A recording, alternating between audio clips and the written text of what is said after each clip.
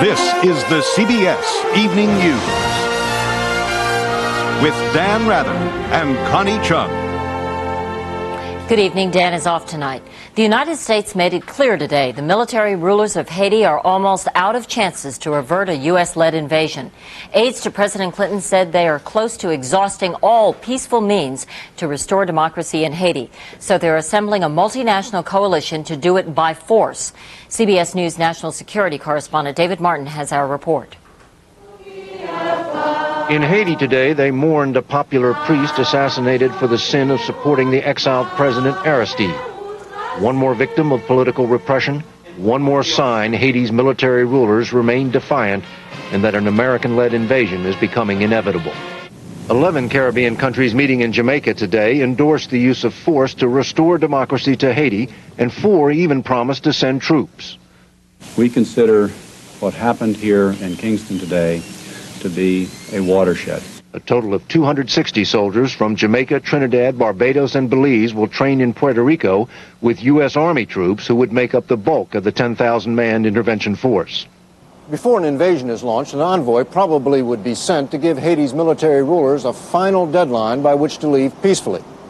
But for the moment, the Haitian military does not seem the least bit interested in even talking about their departure. UN Secretary General Boutros-Ghali revealed today he had sent his own emissary to meet with the military, but they had refused to see him. I think it is deplorable and sad that they have rejected yet another opportunity to do this peacefully.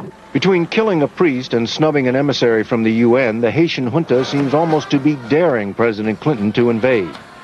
U.S. officials are hoping the existence of a real-live invasion force training nearby in Puerto Rico will convince Haiti's generals to think again. David Martin, CBS News, the Pentagon. Another flotilla of tiny rafts took off from Cuba as the weather cleared today.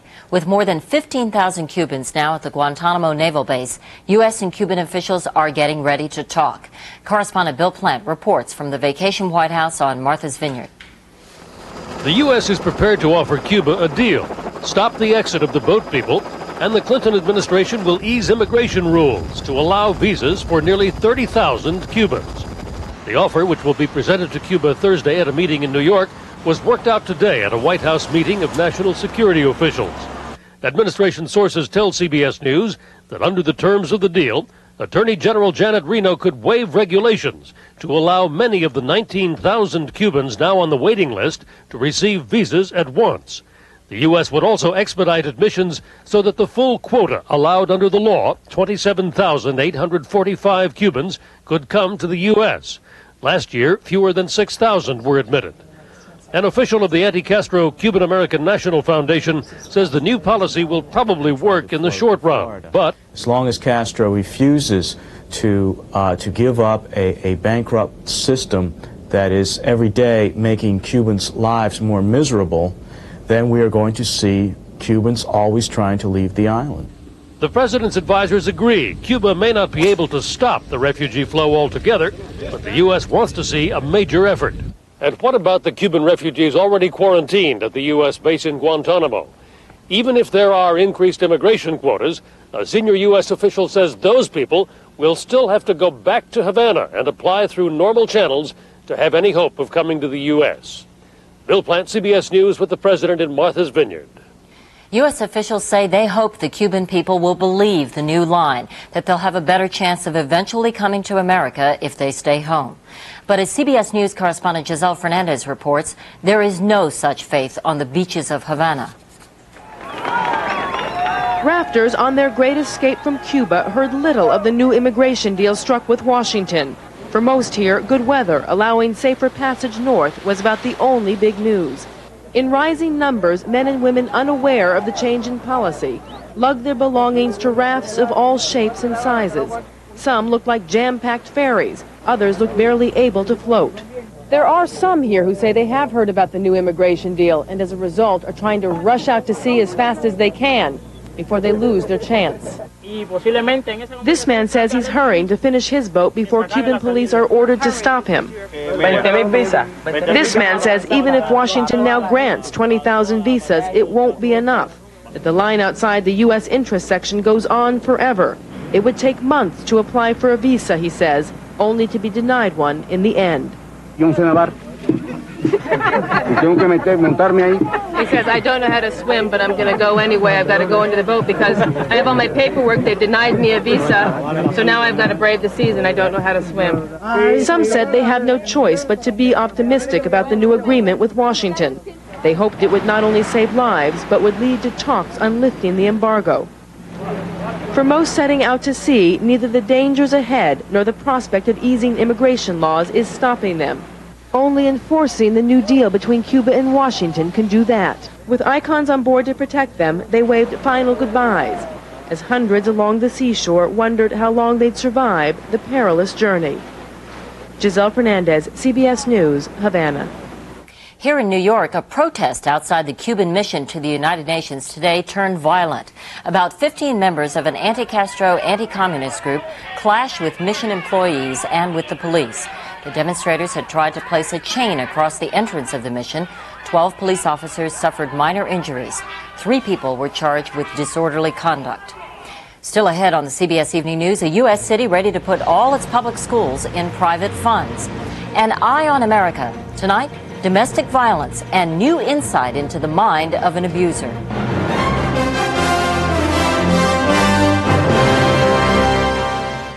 I think that puppy time is the most important time in a dog's life. Pamela Fever, top breeder of champion English setters. These are some of the healthiest puppies I've ever had. I think you owe it to your puppies to feed the new pedigree puppy food. The one ingredient that I'm really excited about is the extra rice. Rice makes the new puppy food very easy to digest. Puppies also need a lot of protein in their diet. Pedigree puppy food is total nutrition. My puppies have to depend on me, and I depend on Pedigree. New pedigree puppy developed with vets, recommended by top breeders. Some people are discovering something highly irregular. Excuse me, is this the right price? About the price of Metamucil. This can't be the right price. It's lower, surprisingly lower. I'm getting the big size. Still the same high Metamucil quality. Still the same natural fiber you depend on for regularity. That's odd. Why does it mark wrong? I don't know. Let's get 2. Yeah. Metamucil, the natural choice for regularity. Now at a new lower price.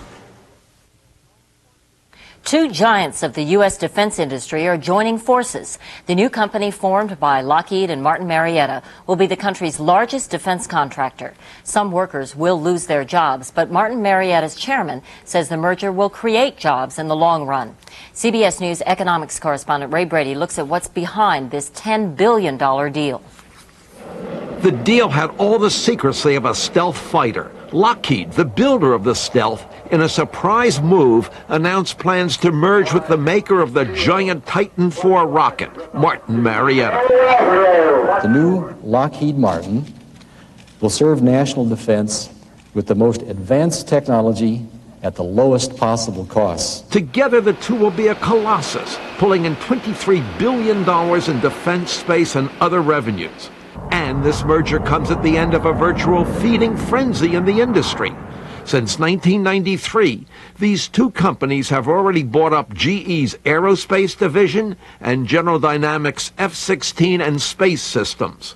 And that could be a problem for the Pentagon, say critics. This kind of megacorp, as it's created, is going to allow these contractors to become sloppier in their quality because, as we've said before, the government's not going to have the ability to turn to someone else as a competitor. With 2/3 of the country's defense capacity unneeded due to Pentagon spending cuts, the companies say merger's the only way out. 3 full factories is better than 6 half-full factories. Last year, 98,000 aerospace workers lost their jobs, and more could follow this merger. We would like to be able to assure everybody lifelong jobs if there were any way to do that, and we clearly can't do that. A Defense Department spokesman says mergers like this usually save the government money. But because this one is so big, it will be studied to see if it cuts down competition, which could cost taxpayers in the long run. Ray Brady, CBS News, New York. Taxpayers in Hartford, Connecticut are complaining about the high cost of education with little to show for it. School opened today for students there who record the lowest test scores in the state. In an attempt to turn things around, Hartford will soon be the only city in the country to privatize all its schools. Correspondent Jacqueline Adams is there. The first day of school is scary enough, but these Hartford, Connecticut first graders are wandering onto an education battlefield. Come inside, please. Once the contracts are signed, Hartford is expected to become the first in the nation school system totally managed by an outside profit-making company, EAI, Education Alternatives, Inc. Why would we have to have somebody come out of town to take care of our kids? The answer, school board members say, is obvious. Hartford's dropout rate has been rising, its test scores falling, the schools crumbling, despite one of the highest per-pupil expenditure rates in the country. We are buying a management service in order to help turn our school system around. Despite protests in, court, and out, Hartford's teachers union was unable to block the change. They don't work for the cities, they don't work for the children, they work for their stockholders. In Nashville, San Diego, and the District of Columbia, teachers' union opposition was strong enough to kill or postpone indefinitely efforts to bring a private company in to manage the public schools. And in 2 cities, experiments with EAI, the company Hartford is hiring, have been mixed. A dozen Baltimore schools have not seen a dramatic increase in test scores, but in Miami, the South Point Elementary School has. The parents are ecstatic with the program. Hartford school reformers are eager to see what EAI can do for them. I think they'll provide us with technology that we don't have at the moment, better teacher training. They'll improve our facilities. I really don't see how Hartford can lose. Once the ink is dry, the changes should begin in about 2 weeks. Jacqueline Adams, CBS News, Hartford. In news about the economy, the government says sales of new homes were up more than 8% last month after a big drop-off in June. Still, the experts say the trend is towards slower home sales in the months ahead. In another report, consumer confidence in the economy is down for the second straight month. The merger of 2 defense industry giants gave Wall Street a boost today. The Dow Industrials closed up more than 18 points.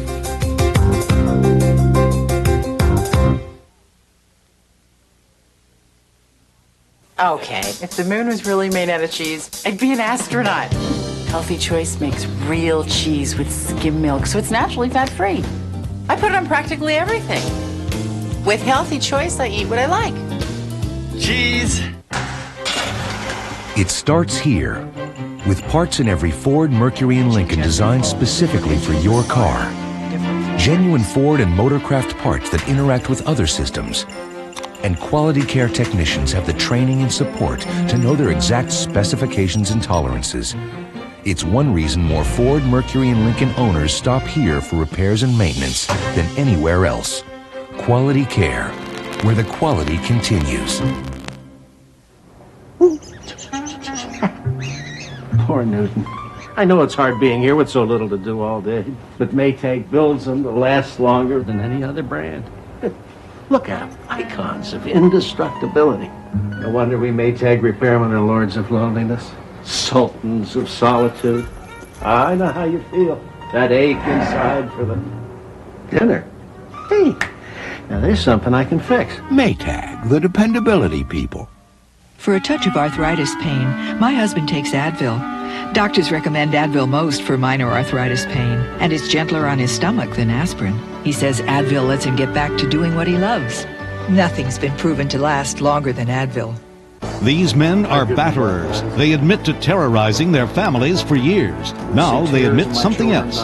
It was impossible for me to deal with this problem by myself. I needed help. Finally, they're getting that help, but in a new way. Is it working? Find out on Eye on America tomorrow on the CBS Evening News with Dan Rather and Connie Chung. Peace could be a step closer tonight in Northern Ireland. The Irish Republican Army is reportedly set to call off its armed struggle and join political talks with Britain and the Irish Republic. The IRA has waged a 25-year war against British troops and Protestant loyalists in the north. Correspondent Mark Phillips is there. Talk of a ceasefire might normally be expected to reduce tensions. Not in Northern Ireland today. Police were out in force in Protestant areas of Belfast trying to deter any possible violent reaction before it happens. The IRA, which had been bombing and killing in the name of Irish unity for 25 years, seems about to declare a ceasefire. It's a condition laid down by the governments in London and Dublin for participation in any talks. But in the perverted logic of this conflict, the Protestant majority here fears it's been sold out, that the IRA has been offered some secret deal. The gun has been at our temple for 25 years. And if the Provisional IRA are merely delaying murder or postponing murder, then that is not good enough. That is a recipe for civil war. U.S. delegations have been here over the past few weeks encouraging the IRA to lay down its guns, and their wall murals have lately been signaling the ceasefire. The Protestant paramilitary murals were this evening signaling defiance and fear. They are genuinely afraid at this moment in time that a process has commenced which will indeed lead them eventually to a united Ireland. After centuries of hostilities and recent decades of violence, none of this augurs well for the success of any talks. Belfast has actually been divided by a wall, not unlike the old Berlin Wall, but in this case separating Protestants from Catholics. And in that time, the wall has grown more permanent and bigger, just as the gap between the two communities has grown deeper and wider. I may never march with the infantry. In a Protestant church tonight, another generation of children that has known nothing but the conflict was being taught its lessons, and it was not a song of peace. Mark Phillips, CBS News, Belfast. A potentially serious setback today for Russia's space program. A supply craft carrying food and water for 3 cosmonauts failed for a second time to dock with the orbiting Mir space station. If a third try doesn't work, the cosmonauts may have to come home early, jeopardizing future joint missions with the U.S. and Europe. Coming up next on the CBS Evening News, the latest on the O.J. Simpson case. Will the judge stop the flow of information to the public?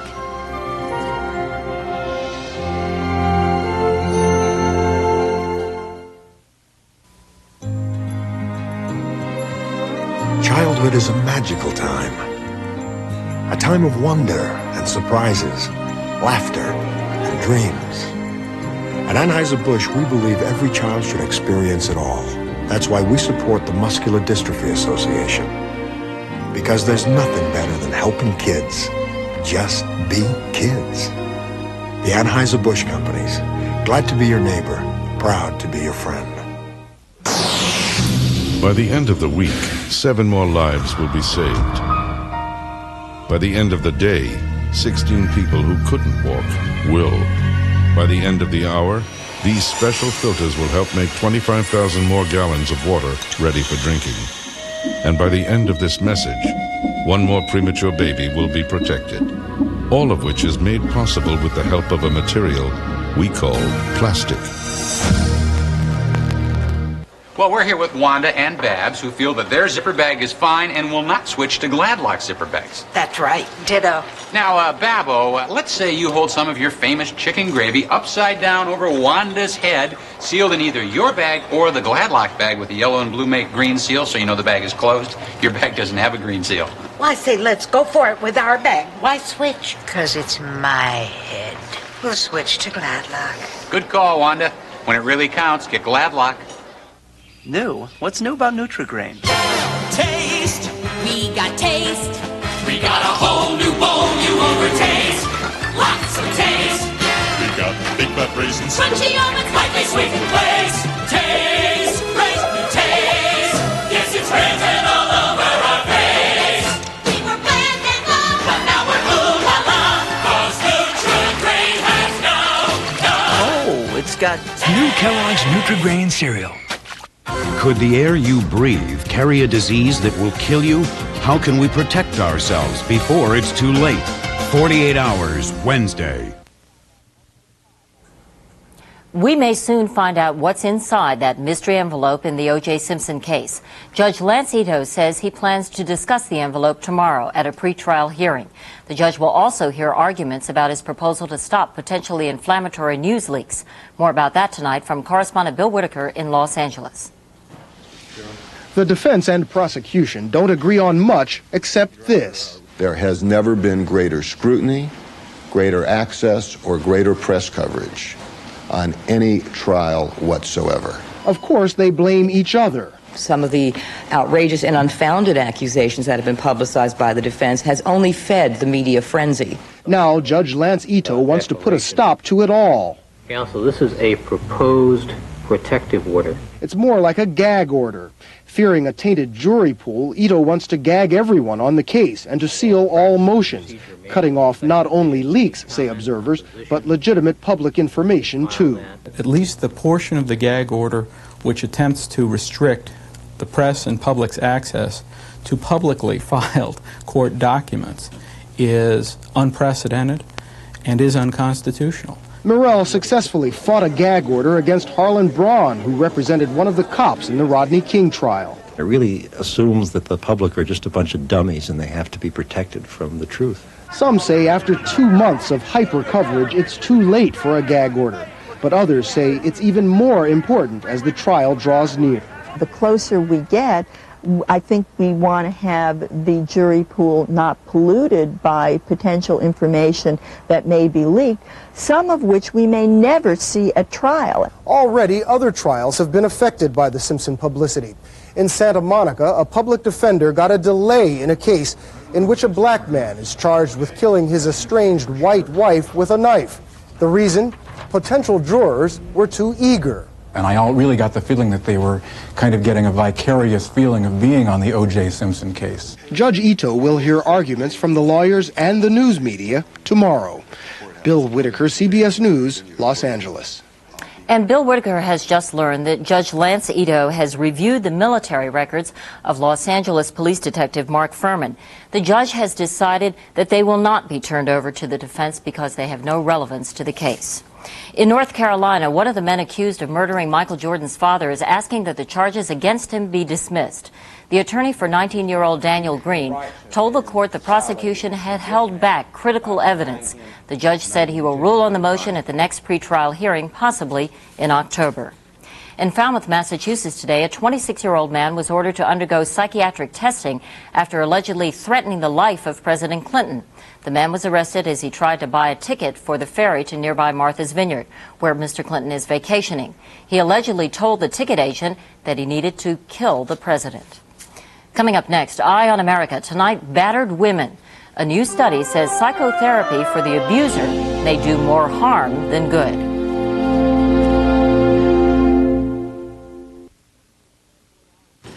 Dimetap announces good news for people with allergies. The antihistamine in Dimetap Extend tabs relieves allergy symptoms better than the leading prescription antihistamine. Dimetap Extend tabs relieves better than the leading prescription. Do you know that the Oldsmobile 88 is the only full-size car to be named a Consumer's Digest Best Buy 4 years in a row? You see, the 88 Special Edition offers dual airbags, anti-lock brakes, power windows and locks, and more for a very attractive price. Maybe that's why it keeps winning. Well, this car has so much going for it, it's hard to be sure. It's your money.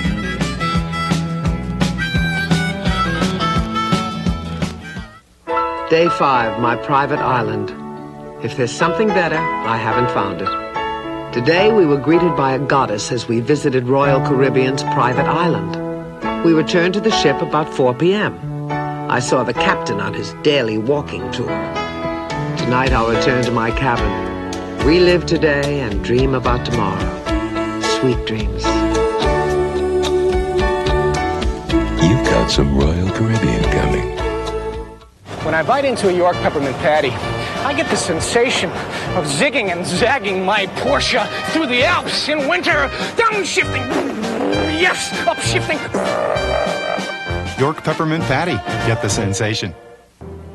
This isn't the surface of some strange, lifeless planet. It's the surface of a dining room table. Dry, parched, unprotected, thirsty for Scott's Liquid Gold.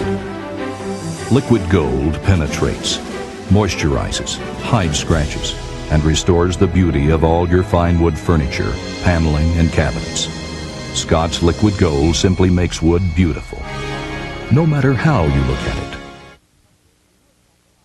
The O.J. Simpson case has focused new attention on domestic violence in this country, and researchers have just completed a new study of the problem. Their findings raise questions about how therapists should treat abusive men, if they can be treated at all. CBS News health correspondent Dr. Bob Arnott investigates for tonight's Eye on America. These are the battered faces of domestic violence. For many women, it is their silent secret.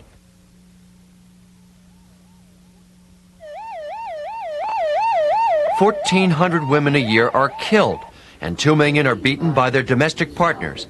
It is the leading cause of injury, to women between 15 and 44. For decades, the standard treatment for batterers has been psychotherapy. But new federally funded research, soon to be released, suggests that for many violent husbands, therapy may be futile and could even make the problem worse.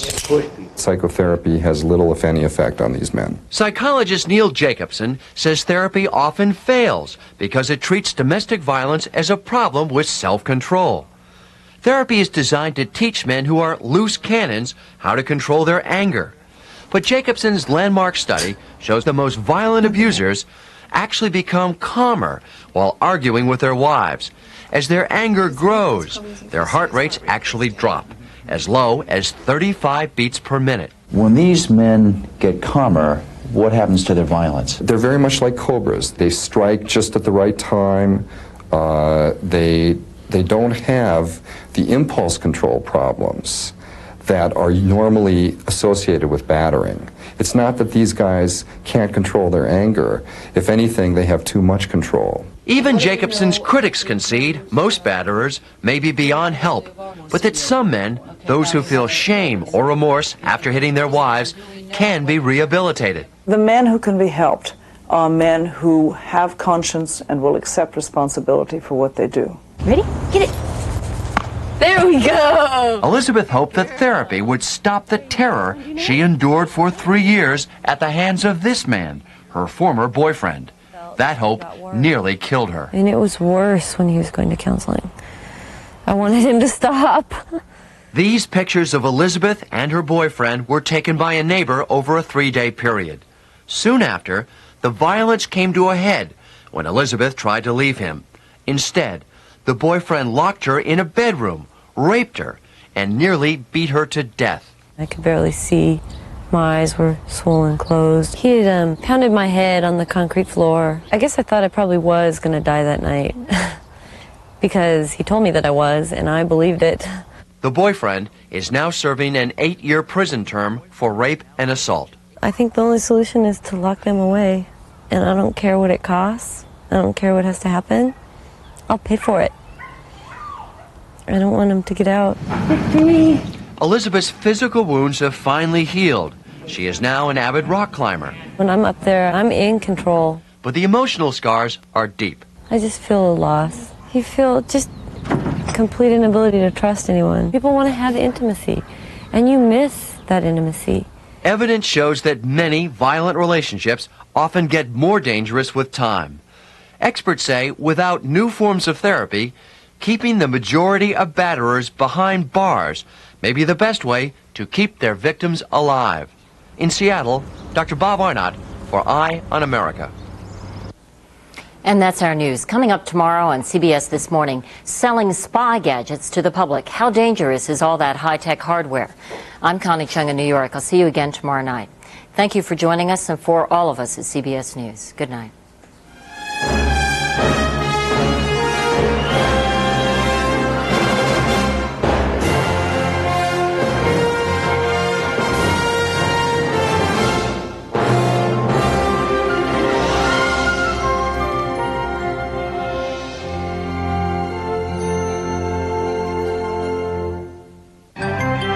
Experience CBS News. This is CBS.